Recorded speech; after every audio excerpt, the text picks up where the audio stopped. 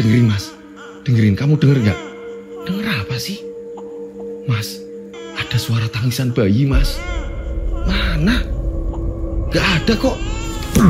Suaminya Marty, Jono, ini gak mendengar ada suara tangisan bayi.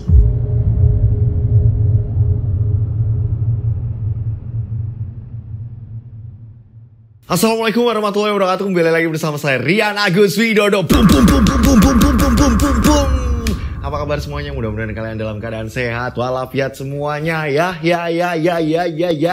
Karena dengan kalian sehat ini kalian bisa melakukan aktivitas kalian dengan benar-benar penuh dengan ceria, bahagia. Karena ketika kita nggak sehat, kita mau melakukan aktivitas apapun, ini bisa kayak terhalang gitu ya. Nah, sembari absen, saya mau menjawab komen-komen yang kemarin saya sempat baca juga. Ada yang tanya nih, Mas Dodo punya 2 channel ya? Yang satunya RAW dan satunya apa sih Mas? Nah, satunya ini adalah Yoske Official. Silakan kalian bisa mampir ke channel satu saya, ya kan? Nah, ini channelnya. Nah, ini kemarin banyak yang nanya kan, Mas Dodo punya 2 channel ya. Nah, ini ada 2 channel YouTube dan akhirnya kita ini bisa tayang setiap hari. Yang pertama di RAW ya kan, dan hari berikutnya ini ada Yoske Official. Jadi setiap hari ada terus RAW.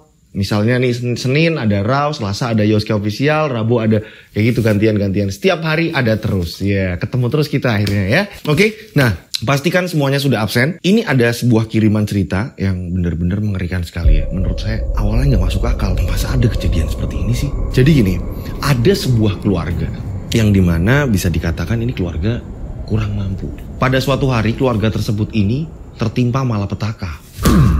Seorang ibu yang ada di keluarga tersebut ini sedang hamil. Dan di usia kandungan yang ke-6 bulan, janin kandungannya ini tiba-tiba hilang.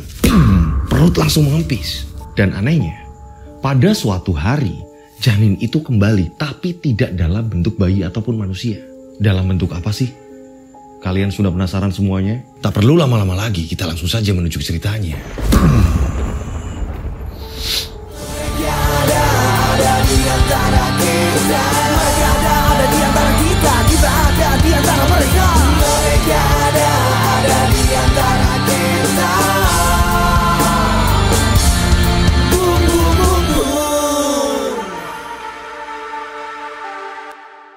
Seperti biasa, nama tempat toko disamarkan untuk keamanan bersama karena dari pengirim ini meminta untuk Mas disamarkan aja Mas. Udah. Ketika kedepannya ini di cerita ini ada masalah bla bla blanya, saya Rian Agus Widodo dan tim ini tidak bertanggung jawab. Tapi cerita ini sudah dipastikan aman untuk dibawakan. Oke. Nah, di cerita ini kisahnya ini udah begitu lama, ya kan? Ada sebuah keluarga dan tokoh di sini kita sebut saja namanya Marty. Marty ini hidup dengan ibu, suami dan ke-6 anaknya.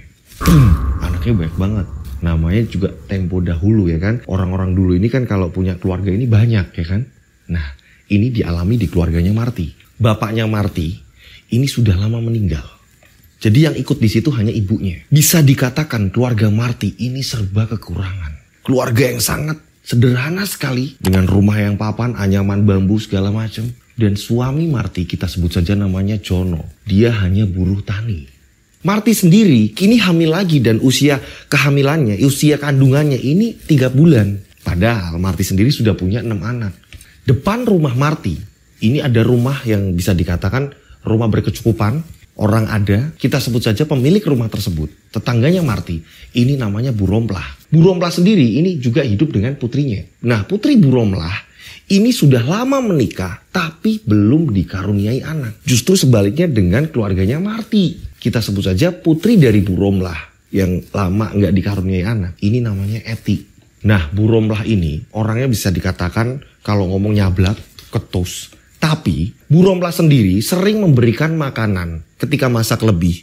Ini dibagikan ke keluarganya Marty. Sering sekali. Nggak cuma Bu Romplah. Ada tetangga-tetangga juga ketika masak lebih ini dikasihkan ke keluarganya Marty. Hingga pada suatu hari ketika Bu Romplah ini belanja. Jadi ada tempat belanja di situ. Jadi ada orang yang dia ini pakai gerobak ya kan.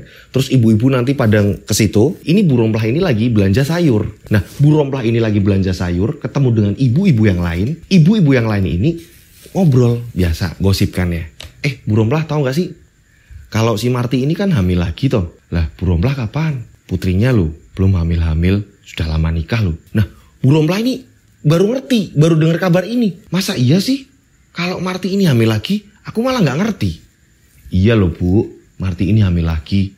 Iyo yo, Marti anak wis 6, mosok meteng meneh. Ada yang ngomong juga seperti itu. Hingga pada akhirnya Bu Romplah pun pulang. Tahu kalau, oh Marti hamil lagi. Bu Romplah ngomong sama Eti. Eti ini putrinya Bu Romplah. Eti, ya bukannya ibu gimana yo. Itu kok Marti kok hamil lagi yo, kok mudah yo. Iya Bu, Eti juga bingung Bu. Mungkin Tuhan belum memberikan Bu. Eti harus bersabar. Oh ya wes kalau gitu. Hingga keesokan paginya karena Bu Romplah ini baru ngerti kalau Marti ini dia ini hamil ya kan. Paginya Marti ini lagi nyapu di depan rumahnya. Bu Romplah ini langsung nyebrang jalan dan menemui Marti. Marti, ibu mau tanya. Iya Bu, ada apa ya Bu? Ibu mau nanya, apa benar kamu hamil lagi ya? Iya Bu, saya hamil lagi Bu. Berarti ini rezeki lagi Bu. Saya harus menerima ini. Gini loh Marti, ibu kan udah nganggep kamu ini kayak saudara. Dan setiap kalian butuh, ibu juga mau menolong. Ibu juga sering ngasih apa yang kalian butuhkan. Yo maaf, keluarga kalian kan terlalu banyak. Untuk kecukupan keluarga kan kalian keberatan kan. Maksud ibu gimana ya Bu? Gini, nanti kalau bayimu lahir, gimana kalau tak pek ibu? Buat ibu, tak minta ibu, boleh nggak? Buat si Eti, kasihan, udah lama loh. Eti ini belum punya anak. Saya nggak berani ya Bu. Nanti coba saya ngomong sama suami saya Bu. Dengar seperti itu, Bu Romplah langsung ngomong. Oh iya udah izin aja dulu ya, izin aja dulu. Ya udah saya permisi. Bu Romplah langsung masuk rumah. Singkat cerita, keesokan harinya Marti ini jam 5 sore ini lagi bersihin halaman rumah. Lagi sama nyapu. Tiba-tiba Bu Romplah datang. Langsung ngomong sama Marti. Marti, gimana? Suamimu udah ada jawaban belum? Bu, maaf Bu. Suami saya kok nggak mengizinkan Bu. Saya bingung Bu jawabnya Bu. Maaf ya Bu. Gak lama kemudian ini suaminya pulang dari sawah. Suaminya tahu mereka lagi ngobrol apa, ya kan, denger. Dan pada saat itu suaminya ini langsung ngomong sama Marti. Marti, sebentar lagi maghrib, masuk. Iya Mas. Dan Bu Romplah dengan muka sewotnya langsung meninggalkan mereka. Bu Romplah ini langsung pulang. Ketika suaminya ini sudah masuk ke dalam rumah, suaminya ini ngobrol sama Marti. Bu Romplah ini mau ngapain lagi sih? Gak tahu Mas, biasalah Mas. Itu kan si Eti belum punya keturunan Mas. Mungkin Bu Romplah ini pengen punya keturunan Mas. Di sini Jono suaminya Marti mengingatkan, Marti, kata orang dulu, kalau lagi hamil ini jangan keluar rumah kalau lagi maghrib. Masuk rumah, pamali, takut ada sandigolo. Kamu ngerti nggak? Iya Mas. Ibunya pun ngomong, iya Marti, dijogo kandungan kamu. Nggih Bu. Setelah itu suaminya ini kayak kesel sama Marti. Nah, di sini Bu Romplah tetap masih sering ngasih makanan ke keluarganya Marti. Anehnya, jam ngasihnya ini mau menjelang maghrib terus. Kayak seolah mancing Marti agar keluar gitu kan. Marti, Ibu masak nih. Ini loh, Marti. Akhirnya Marti keluar. Iya Bu. Dan kebetulan setiap Bu Romplah ngasih, ini nggak ada yang disuruh. Nggak ada yang disuruh misalnya nih, atau menyuruh anaknya untuk nerima makanannya. Ini nggak. Anak-anaknya ini kalau menjelang maghrib, anak-anaknya Marti, ini pada di musola. Udah persiapan mau ngaji, terus sholat, segala macem. Mau nggak mau Marti yang menerima masakan dari Bu Romplah.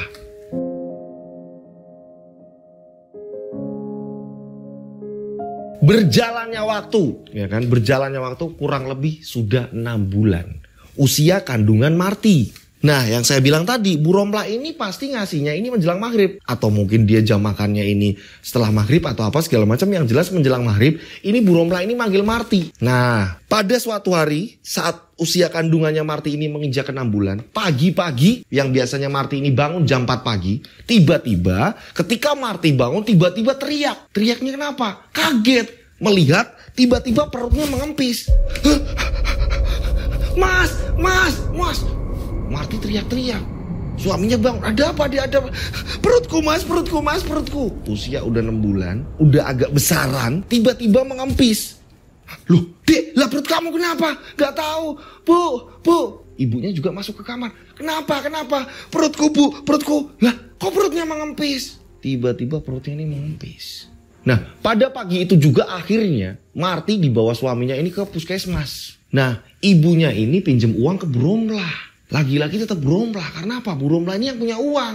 Pada saat itu Bu Romlah juga ngasih uang. Dan ngomong, lagian sih, saya udah bilang dari awal. Coba diiyakan tawaran dari saya. Nanti kalau lahir, anaknya buat saya. Buat anak saya juga kok si Eti. Kalian sih gak mau. Mau pinjem berapa? Ya Bu, saya pinjem dulu Bu. Buat anak saya Bu. Ya.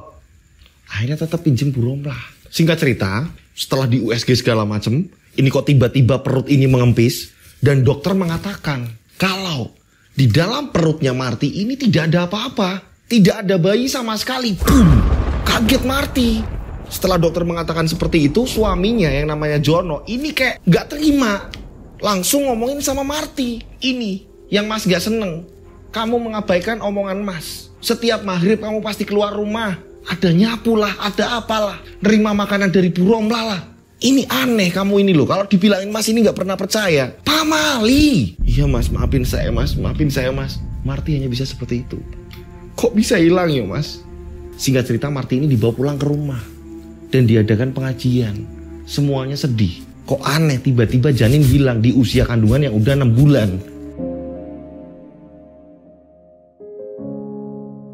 Singkat cerita, 5 tahun kemudian, kesedihan udah mulai hilang di keluarganya Marty. Tapi di sisi lain, keluarganya Bu Romlah ini justru malah tambah kaya. Bu Romlah ini sering membeli perabotan-perabotan rumah tangga, merenovasi bagian-bagian rumah yang mulai kelihatan jelek direnovasi. Tapi tetap saja putrinya Bu Romlah yang bernama Eti, kita sebut saja namanya Eti, belum juga dikaruniai keturunan. Pada saat itu semua heran, warga-warga semua heran. Kok Bu Romlah sekarang kaya raya yo? Tambah kaya, banyak uang sekarang. Warga-warga pada heran. Berapa hari kemudian, ya kan? Ini Marty, pagi-pagi dia lagi aktivitas, ya kan? Dia lagi masak bareng dengan ibunya. Tiba-tiba ngerasain kram di perut. Bu, perutku kok sakit ya, Bu? Bu, iki neng apa ya, Bu?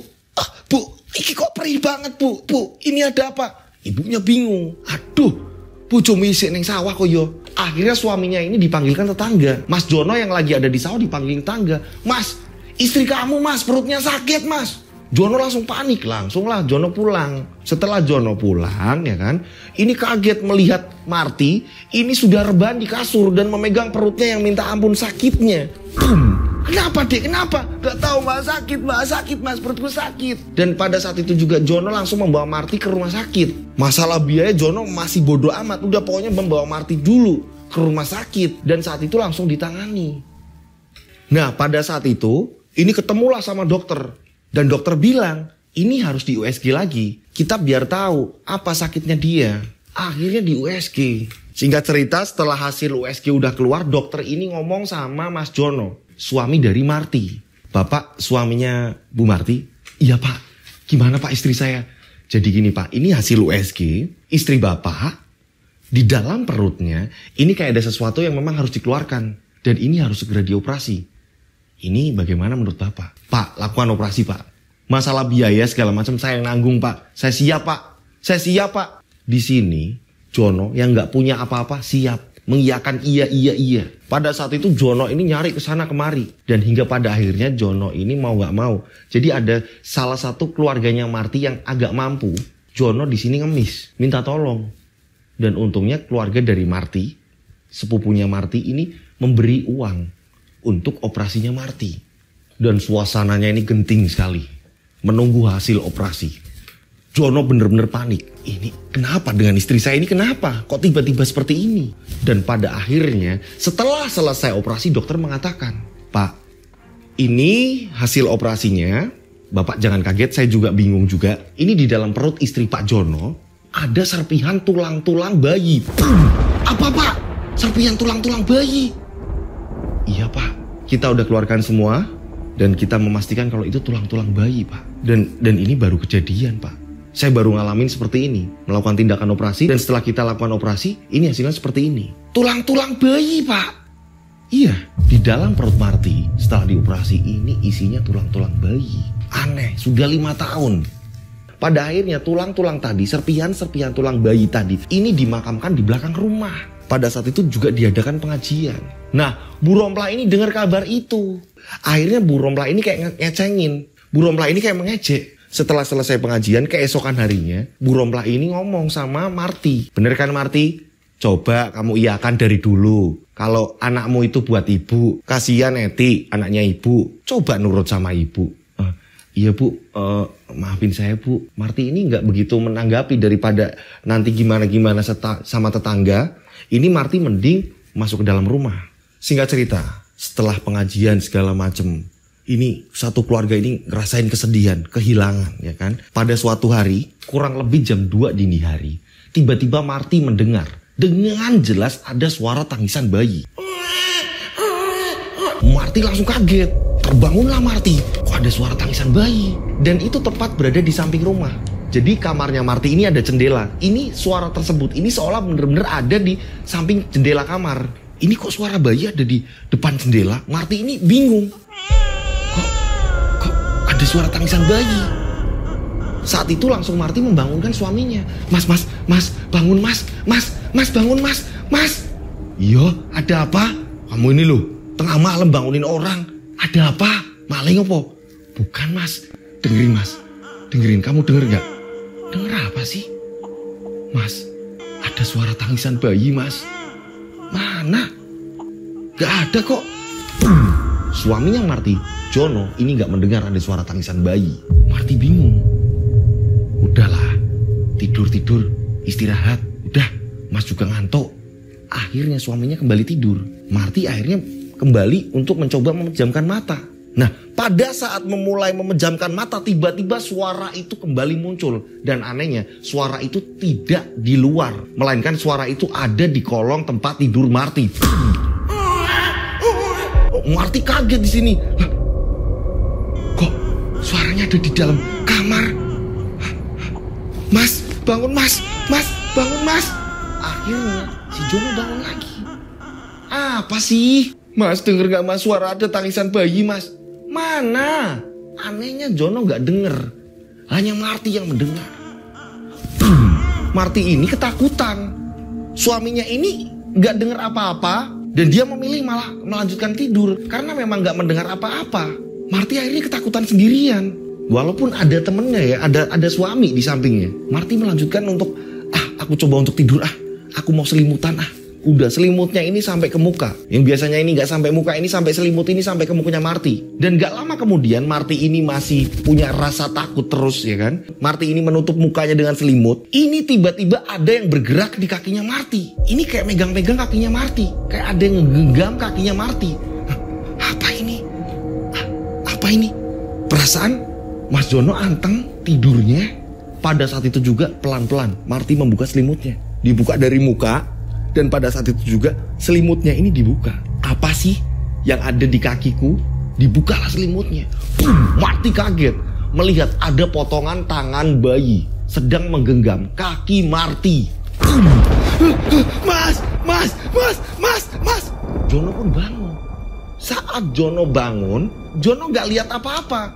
Ada apa deh, ada apa? Lihat mas, kakiku mas, lihat kaki mana? Saat Jono lihat, ini gak ada. Hilang. Ini potongan tangan bayi. Lagi meremas-remas. Lagi menggenggam kaki dari Marty. Ini ketika Jono bangun, tangan tadi hilang. Potongan tangan bayi ini hilang. Singkat cerita, akhirnya Jono ini gak tidur-tidur. Dah, tak tungguin. Gimana? Udah, yang penting kamu tidur dulu, tak tungguin. Akhirnya Marty ini ditungguin, sama-sama gak tidur. Dan keesokan harinya Marty menceritakan ke ibunya. Marty ketakutan, bener-bener Marty ketakutan. Nah, di sisi lain Bu Rompla tiba-tiba pagi-pagi Bu Rompla ini sudah menggendong bayi. Marty yang seperti biasa jadwal pagi nyapu, melihat Bu Rompla sudah menggendong bayi, Marty kaget. Loh, kok Bu Rompla sudah menggendong bayi? Bu Rompla langsung ngomong sama Marty, apa kamu lihat-lihat? Ini loh, aku udah punya cucu. Dari mana ini? Bu Rompla langsung sudah menggendong bayi. Marty ini menceritakan ke suaminya, Pak, Bu Rompla kok sudah punya bayi ya Pak? Lah, gak ngerti. Mungkin ngadopsi apa-apalah. Bapak gak ngerti? Iyo, aku cuma ngasih tahu.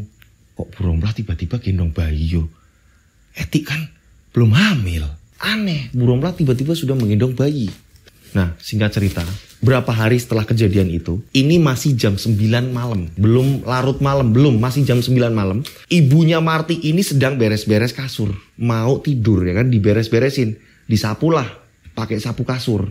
Sapu lidi kasur kan, disapu ya kan. Disapu kasurnya, spraynya ini dibetul-betulin ya kan. Nah, pada saat itu ibunya Marty ini juga membereskan bantal. Pada saat menata bantal, ketika bantal ini diangkat, tiba-tiba tepat di bawah bantal yang diangkat, ini ada potongan tangan bayi.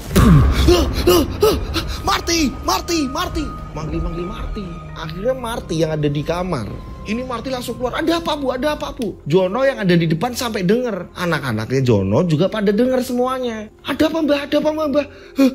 Tadi di sini ada tangan bayi.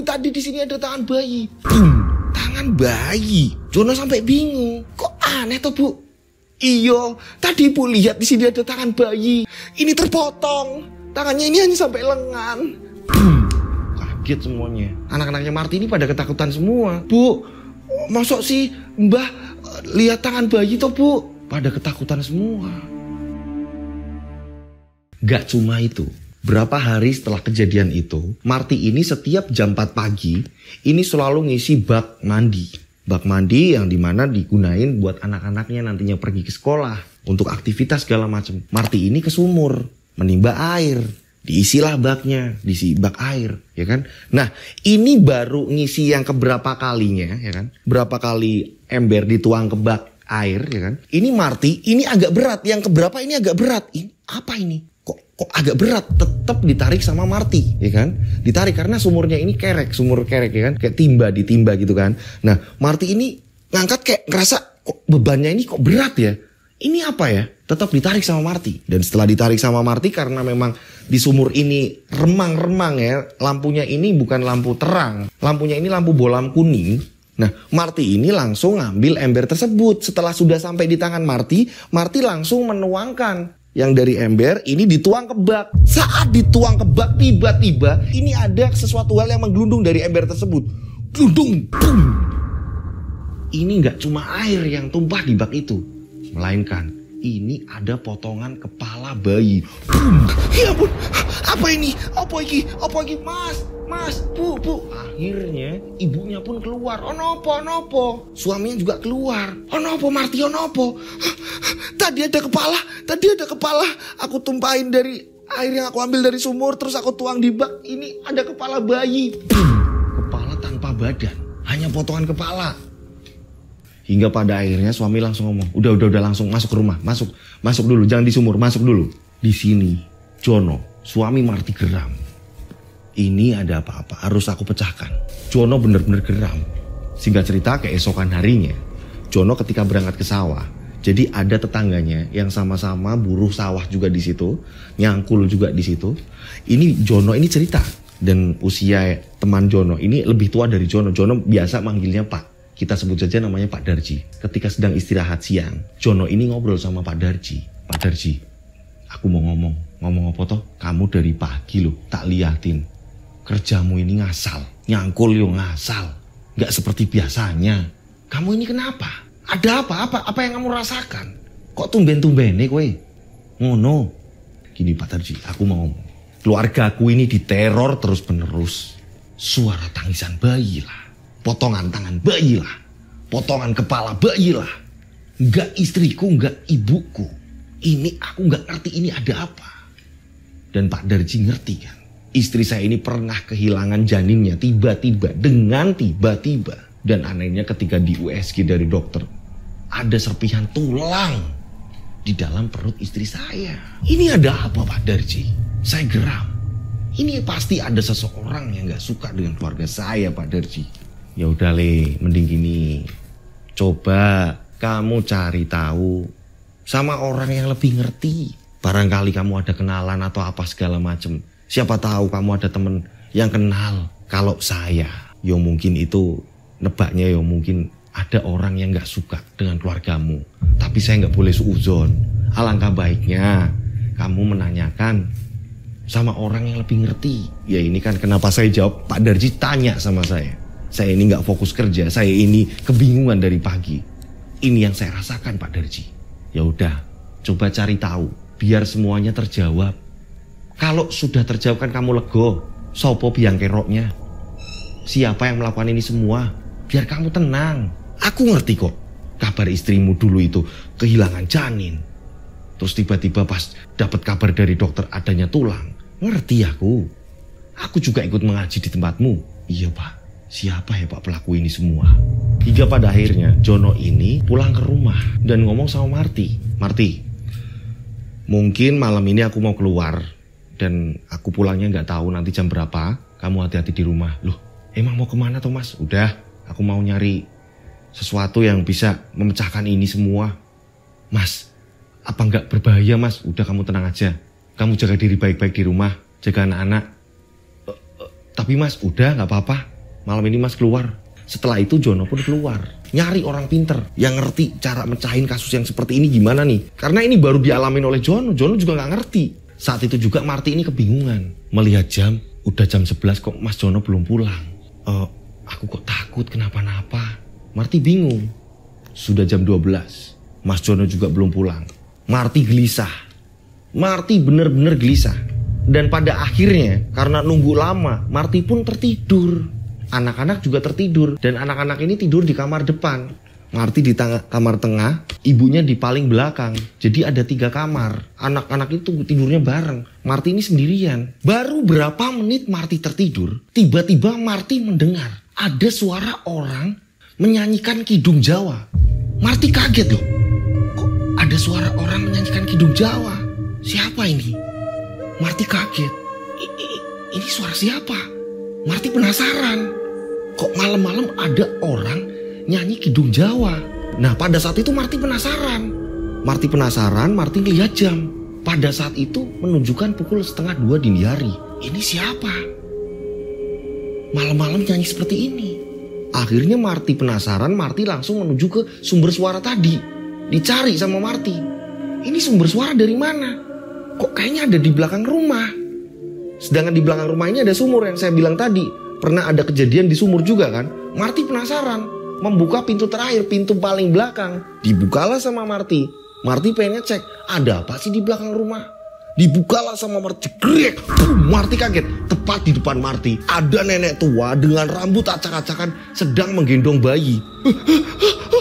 Marti ini kaget. Dan nenek tua tadi Marti sangat mengenalnya. Suaranya pun Marti kenal. Ibu, ini ibunya Marti dengan rambut acak-acakan menyanyikan kidung Jawa. Kok ibunya Marti? Dan anehnya, ini menggendong bayi tapi nggak ada bayinya. Marti ini ngeliat, jadi kayak lendang kosong. Kayak orang lagi ngemban bayi, ngomong bayi, lagi nyanyiin, lagi berdendang untuk bayinya biar tenang, biar tidur. Ini menyanyikan kidung Jawa. Dan yang Marti lihat ini adalah muka ibunya. Ibu, dan pada saat Marti manggil ibu, ibunya justru berbalik arah, justru malah lari. Ibunya itu lari. Ibunya itu malah lari. Di sini Marti bingung. Kok ibu bisa seperti ini sih?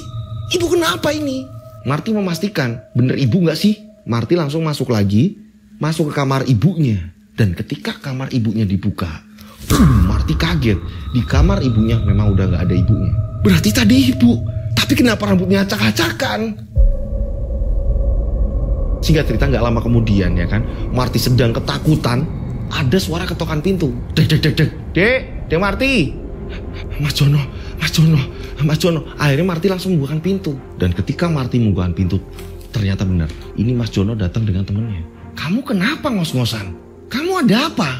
Kok kamu kayak orang baru kelihat apa gitu? Mas ngeri banget mas, apa yang aku lihat ngeri banget mas. Duduk. Mas duduk mas, sini mas. Ternyata Jono ini membawa seorang teman. Kita sebut saja namanya Mas Jali. Umurnya di atas Jono, mungkin kurang lebih selisih 3-4 tahun. Nah ini akhirnya masuk ke rumah, dipersilakan duduk.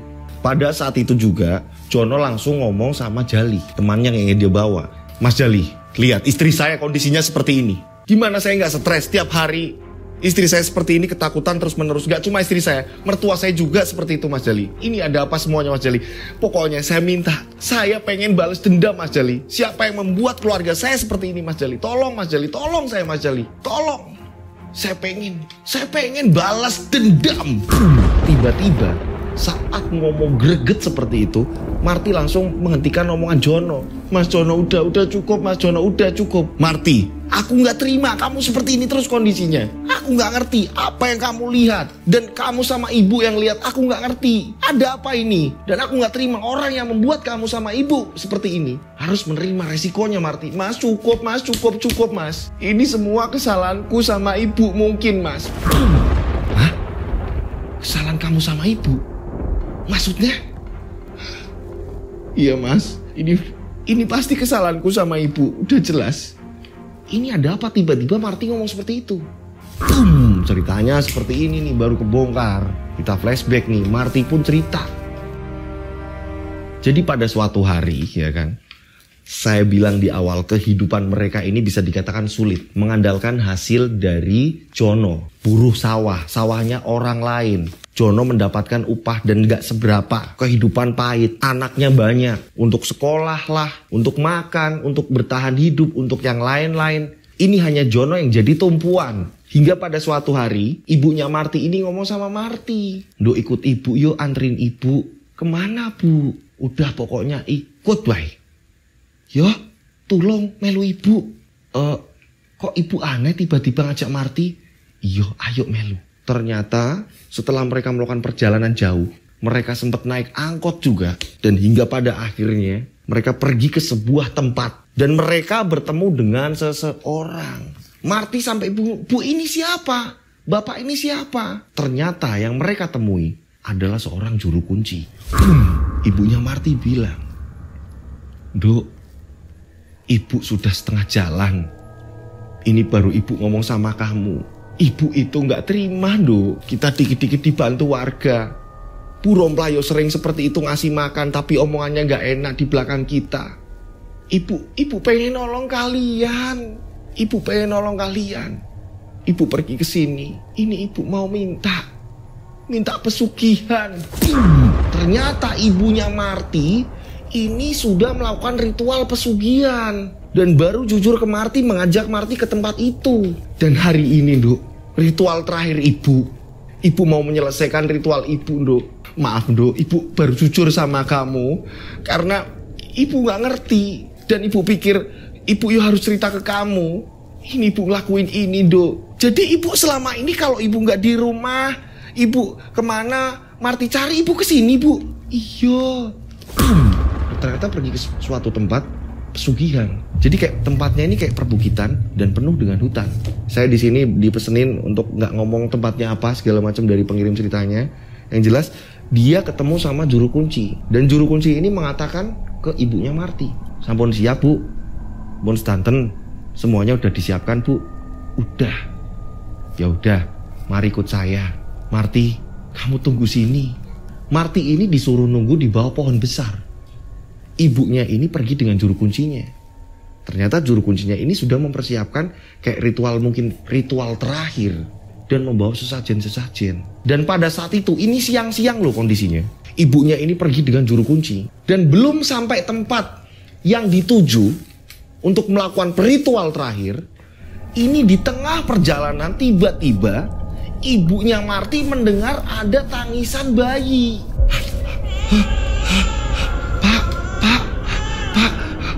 "Kenapa, Bu?"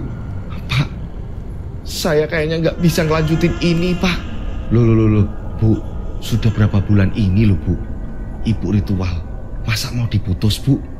Masa mau gak dilanjutin, Bu? "Pak, cukup, Pak." "Ayo, Bu, tanggung, Bu, nanggung. Lanjut jalan lagi, Bu." Berapa langkah, ini kembali suara muncul, tangisan bayi. Terus menerus. Sangat jelas di telinga ibunya Marty. Dan pada saat itu ibunya Marty ini langsung memohon sama juru kunci tersebut, "Pak, cukup Pak, sudah cukup Pak, cukup. Saya nggak mau lanjutin ini." "Bu, ini perjanjian udah jalan, Bu. Tinggal selangkah lagi kita sampai." "Ibu ini gimana?" "Pak, cukup Pak, saya mau pulang aja Pak. Saya nggak tega, saya ingat cucu-cucu saya, Pak." Dan hingga pada akhirnya juru kunci tersebut akhirnya nurut. Orang yang mau melakukan pesugihan ini nyerah. Dan gak lama kemudian Marty kaget. Kok ibu tiba-tiba udah balik lagi? "Bu, Ibu udah selesai, Bu. Enggak, Nduk, udah. Ibu takut, Nduk, ibu takut. Kenapa, Ibu? Kenapa? Ada apa, Bu? Nduk, ibu dengar suara tangisan bayi, Nduk. Makanya Bu, jangan. Marti aja kaget kok, Bu. Ibu melakukan tindakan yang seperti ini aja Marti kaget kok, Bu. Itulah yang diceritakan Marti ke suami dan tamunya. Yang orang pinter tadi, Mas Jali. Marti cerita semua itu. Suaminya kaget. Apa? Ibu ngelakonin pesugihan. Yo Mas, tapi ibu ini membatalkan. Piye Mas Jali? Ini gimana Mas Jali? Aku gak ngerti ngatasi keluargaku ini gimana Mas Jali. Ya ampun. Oh, iki mungkin wis tengah jalan. Jadi tetep kena hukumani, kena akibatnya. Ini mungkin ada akibatnya juga karena sudah setengah perjalanan. Tiba-tiba Mas Jali ngomong seperti itu. Nah di sini Jono ini menyalahkan istrinya. Kenapa kamu nggak memberhentikan ibu? Kamu kenapa? Mas, wong aku ini sendiri nggak ngerti. Itu adalah hari terakhir, Mas. Hari terakhir untuk menyelesaikan ritual. Dan hari itu juga ibu membatalkan. Mas, tadi aja aku sempat dikagetin, Mas. Bener-bener aku kaget, ternyata itu ibu nyanyi kidung Jawa, Mas, kidung Jawa sambil menggendong bayi. Saya pikir bayi, Mas. Pas saya lihat lagi, itu selendang kosong, Mas. Rambut ibu itu acak-acakan. Ketika aku manggil ibu, ibu justru malah lari ke arah kebun, Mas. Ibu di mana? Lari, Mas, ke arah kebun. Kita cari ibu. Ibu kok gini, piye iki? Akhirnya Jono, Jali, Marti ini mencari ibunya tengah malam, dini hari, mau menjelang pagi. Kurang lebih ini udah jam 2-an. Mereka ini nyari. Dan gak lama kemudian, ini kurang lebih pencarian mereka setengah jam ya kan. Ini mereka karena nyari bareng ya kan, mereka bertiga nyari bareng. Mereka mendengar ada suara tangisan tepat di pinggir sawah. Dan pada saat itu ternyata mereka memastikan itu adalah tangisan dari suaranya ibunya Marti. Mas, itu tangisan suara ibu, Mas. Itu tangisan suara ibu, Mas. Akhirnya mereka bertiga menuju ke tempat itu, di mana ibunya Marti sedang nangis sambil menggendong bayi. Padahal ini selendang kosong. Dan kok anehnya rambutnya ini acak-acakan. Ini kenapa? Dan ternyata ini hari itu juga tepat hari kematian si jabang bayi. Hilang dari rahim itu tepat hari itu juga. Dan wetonnya hari itu juga. Pada saat itu Jono ini menyalahkan ibunya. Bu, ibu ini gimana? Mas Jali langsung ngomong, Pak, bentar. Ini yang di dalam ibu bukan ibu. Bapak gak boleh langsung seperti ini. Yo, jenengan ampun langsung seperti ini. Biar ini tak atasin saya. Akhirnya Mas Jali ini berdoa dan akhirnya ibu diajak ngobrol. Dengan rambut yang acak-acakan anehnya. Tampilannya ini udah ngeri banget malah. Dan pelan-pelan Mas Jali pun akhirnya membangunkan ibu. Melepaskan lendang ya kan, yang untuk ngemban bayi. Selendang yang untuk ngemban bayi. Ibunya hanya bisa menangis. Jadi kayak orang gila udah. Pulang yuk Bu. Pulang. Ayo Bu pulang. Akhirnya ibunya dibawa pulang ke rumah. Ibunya Marti dibawa pulang ke rumah. Dan ibunya ini kayak orang stres. Ditenangkan Mas Jali. Ibunya ini kayak linglung akhirnya. Bingung. Kayak ya bisa dikatakan kayak, ya maaf ya, jadi kayak orang gila. Depresi, teror terus menerus pada ibunya. Marti kenapa baru cerita? Dipikirnya Marti ini aman-aman saja. Setelah kejadian aneh-aneh itu tadi udah aman-aman saja. Ternyata 5 tahun kemudian ini meneror. Akhirnya para warga ini ngerti kondisi dari ibunya Marti. Dan selama ini suaminya Marti ini kan sudah punya pemikiran jahat terhadap Bu Romplah. Ternyata memang Bu Romplah ini ngadopsi anak. Tapi di sini Bu Romplah ini nggak pengen ngomong-ngomong. Namanya juga ngadopsi kan ya. Mungkin Bu Romplah ada rasa malu segala macam. Jadi gendong di depan rumah aja udah.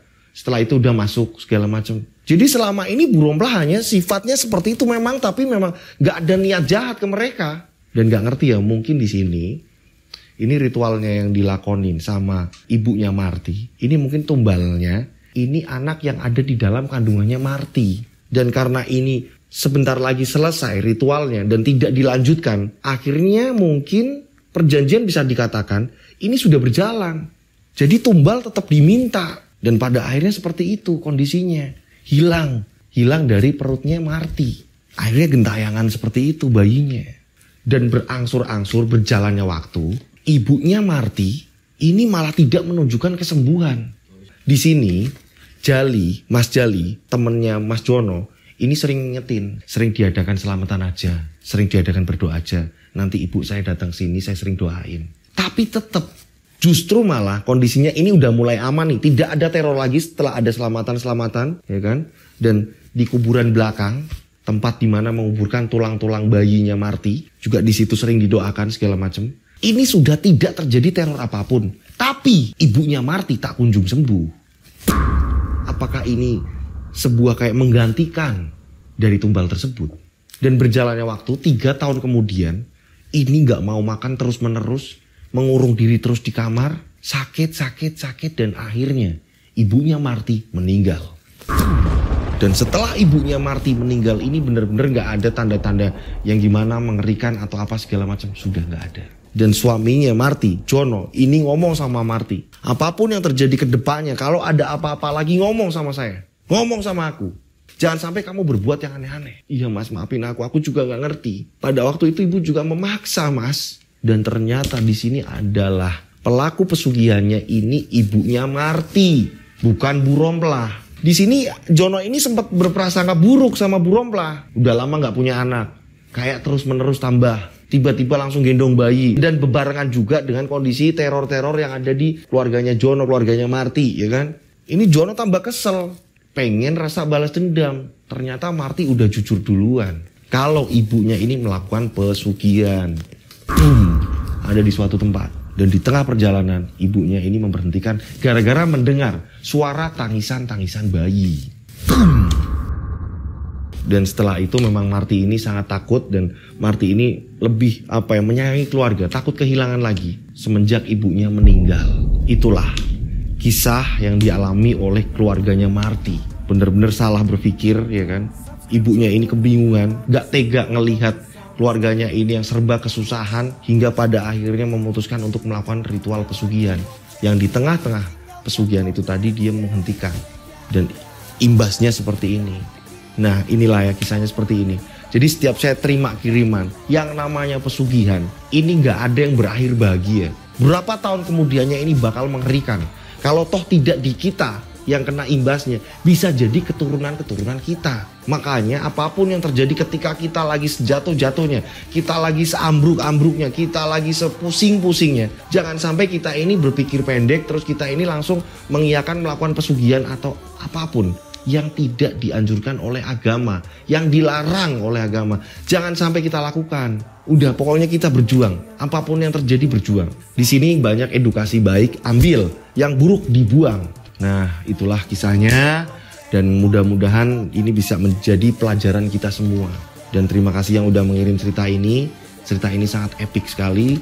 Cerita ini bisa menyadarkan buat mungkin yang saudara-saudara kita yang sudah khilaf atau apa segala macam, mudah-mudahan dengan cerita ini bisa menuju ke jalan yang baik. Dan buat teman-teman yang ceritanya belum terbacakan, mohon bersabar ya, mohon bersabar. Dan buat teman-teman yang mau ngirim cerita, masih diperbolehkan kok, masih banget. Nah kalau nge-save nomor saya ketika nggak dapet tayangan dari YouTube, kalian bisa nge-save nomor saya. Tapi ini jangan assalamualaikum atau hai atau apa gitu, atau P atau gimana, langsung dikasih nama dan nama kota. Sekali lagi langsung dikasih nama kota, biar saya langsung nge-save gitu.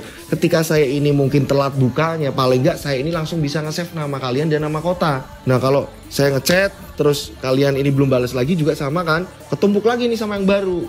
Jadi paling tidak langsung dikasih, mas saya ini dari ini gitu. Jadi saya langsung save gitu. Cara ngirim ceritanya biar saya ngapalinnya gampang, ini per paragraf, pelan-pelan ya. Nih per paragraf kayak gini nih, misalnya nih. Nah, nih ketikanya seperti ini. Pelan-pelan Mas Abril gitu. Nah, nih gini nih. Mas Abril ini editor saya. Nah, kayak gini nih, pelan-pelan. Nah, urut-urutannya seperti ini. Jadi untuk dihafalkan ini mudah gitu. Tapi kalau langsung brek ke bawah semuanya dan tidak dikasih titik koma, saya kan sulit. Kayak gini nih, udah jelas. Nah cara ngirim seperti itu. Kirimnya kemana? Ke nomor WA saya atau ke DM Instagram saya. Ini Instagram saya @dodosinjo. Atau kalian bisa kirim ke nomor WA saya 0858 704 33336. 3-nya 4 kali ya, ini nomornya ya. Oke. Nah Saya mohon maaf juga ketika ada salah-salah kata dalam saya bercerita atau apa. Kadang-kadang saya suka belibet di nama karena setiap hari ganti-ganti nama terus ya kan. Jadi mohon dimaafkan ya. Untuk pengumuman kaos nanti kita akan bikin kaosnya kapan segala macam, tenang aja. Nanti pasti di setiap tayangan akan saya kabarkan. Oke? Nah, saya berdoa mudah-mudahan penikmat channel Rian Agus Widodo selalu diberi kesehatan, selalu dilancarkan rezekinya, selalu sehat walafiat, ya, selalu dalam lindungan Allah Subhanahu wa taala. Amin. Akhir kata, saya Rian Agus Widodo mengucapkan wassalamualaikum warahmatullahi wabarakatuh. Mereka ada di antara kita. Mereka ada di antara kita. Mereka ada di antara kita. Kita ada di antara mereka. Mereka ada